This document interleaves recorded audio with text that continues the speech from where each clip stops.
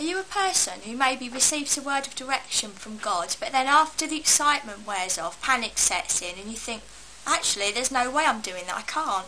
And maybe you even try and run from the Lord when the reality of what you heard kicks in. But do you know what? It isn't a bad thing to realise that you can't do something in your own strength. Even Paul had no confidence in the flesh. That's Philippians 3:3. The Christian life is about depending on the Lord.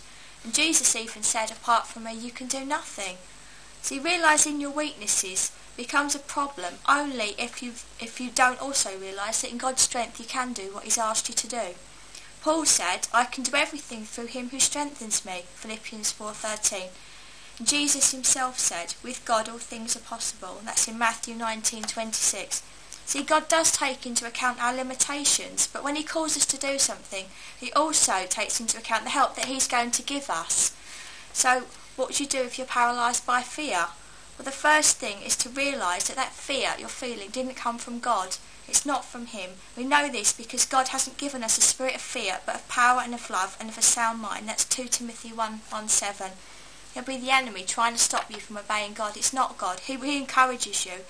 And if you're a born-again Christian, then God has given you the spiritual authority to stand up to that spirit of fear and to command it to go in the name of Jesus. So do that, and then dare to believe that the God of the Bible will come through for you as you step forward into the plan that he's got for your life, and he'll make the impossible possible.